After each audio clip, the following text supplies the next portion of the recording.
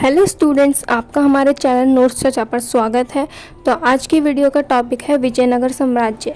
विजयनगर के बारे में तो आपने ज़रूर ही सुना होगा। विजयनगर अपने टाइम का बहुत ही फेमस साम्राज्य रहा था। तो चलिए बिना किसी देरी के आज की वीडियो को स्टार्ट करते हैं। विजयनगर साम्राज्य, जिसकी स्थापना हरिहर और बुक्का नाम के दो भाई थे, उन्होंने 1336 में की थी। जो विजयनगर साम्राज्य था ना, वो मध्यकाल में स्थापित होने वाला प्रथम हिंदू राज्य था। विजयनगर एक पहला हिंदू राज्य बना था। हरिहर और बुक्का नाम की ये जो दोनों भाई थे ना, उन्होंने तुंगभद्रा नदी थी उसके तट पर विजयनगर साम्राज्य की स्थापना की थी, उसे स्टैब्लिश किया था। विजयनगर दक्षिण भारत में एक महान साम्राज्य था। जो विजयनगर था ना, वो दक्षिण भारत का एक महान साम्राज्य था।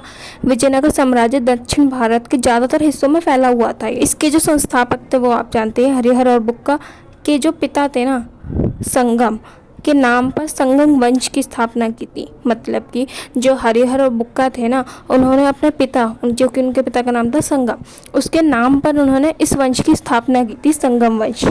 विजयनगर साम्राज्य था, उसमें 4 वंशों ने शासन किया था। पहला तो ये था संगम, दूसरा था सालू, तीसरा तुलु और चौथा था आरविदु। इसका सबसे महानतम शासक था कृष्णदेव राय। तो अब हम विजयनगर शहर को समझेंगे, क्योंकि विजयनगर साम्राज्य के बारे में अगर बात हो रही है तो हमें विजयनगर के बारे में जानना ज़रूरी है। हम्पी या विजयनगर, जैसे कि हमने समझा कि जो विजयनगर है वो दक्षिण भारत के कर्नाटक में स्थित एक शहर है, ठीक है, और यह तुंगभद्रा नदी के तट पर बसा हुआ है। हम्पी या विजयनगर एक ही है। विजयनगर का मतलब होता है जीत का नगर। जो विजयनगर था ना, वो विजय का प्रतीक था, मतलब कि जीत का नगर था। विजयनगर साम्राज्य की राजधानी था। अब यहाँ पर कन्फ्यूज़ होने की ज़रूरत नहीं है। अभी जो हम पढ़ रहे हैं ना, विजयनगर शहर, ये है ना विजयनगर, वो विजयनगर साम्राज्य की राजधानी था, ठीक है। तो चलिए अब समझते हैं विजयनगर साम्राज्य का जो प्रशासन था वो किस तरीके का था। विजयनगर साम्राज्य का जो प्रशासन था वो केंद्रीय था। शासन की जितनी भी शक्तियाँ होती थी वो केंद्र में निहित थी। विजयनगर साम्राज्य का जो स्वरूप था वो राजतंत्रात्मक था। मतलब कि विजयनगर में जितना भी शासन होता था ना, वो राजा द्वारा किया जाता था, और अंतिम निर्णय लेने की जो शक्ति थी वो सिर्फ राजा के पास हुआ करती थी। इसलिए वहाँ पर जो शासन था ना, वो केंद्रीय था। अब विजयनगर में ना राजा की हेल्प करने के लिए 2 परिषदें हुआ करती थी। पहली थी राज्य परिषद, दूसरी थी मंत्री परिषद।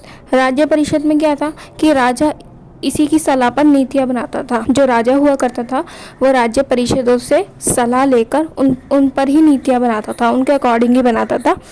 मंत्री परिषद में क्या होता था, विजयनगर साम्राज्य में राजा की सहायता के लिए मंत्रिमंडल होता था। जैसे कि आज के टाइम पे होता है ना कि पीएम को, मतलब कि जो हमारे प्रधानमंत्री हैं, उन्हें सहायता देने के लिए, सलाह परामर्श देने के लिए एक मंत्रिमंडल होता है ना।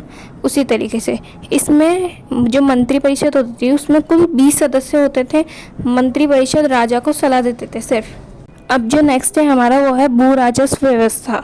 विजयनगर साम्राज्य में राज्य आय का मुख्य स्रोत भू राजस्व था। मतलब कि जितना भी प्रशासन है उसकी आय का मुख्य स्रोत था भू राजस्व। भू राजस्व वो जो भूमि से जितना भी टैक्स प्राप्त होता है उसे कहते हैं। भू राजस्व भूमि की उपज के आधार पर लिया जाता था, उसके अकॉर्डिंग ही ना निर्धारित किया जाता था वो कर।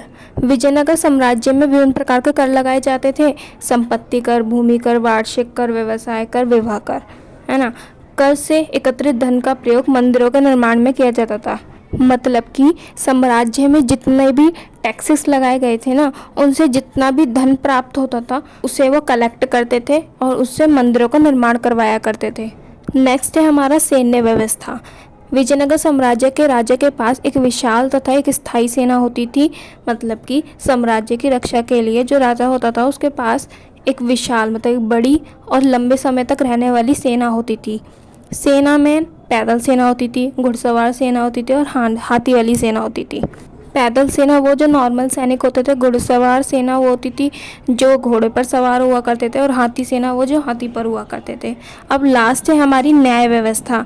विजयनगर साम्राज्य में न्याय व्यवस्था विद्यमान थी, जिसके माध्यम से ना जनता की समस्याएं सुनी जाती थी और उसके द्वारा उन्हें न्याय प्रदान किया जाता था तथा दंड दिया जाता था जो अपराधी हुआ करते थे उन्हें। जो छोटे अपराध हुआ करते थे ना, जैसे छोटी मोटी चोरी हो गई, ये सब, उनके लिए जो सुनवाई होती थी ना वो ग्राम पंचायतों द्वारा करवाई जाती थी।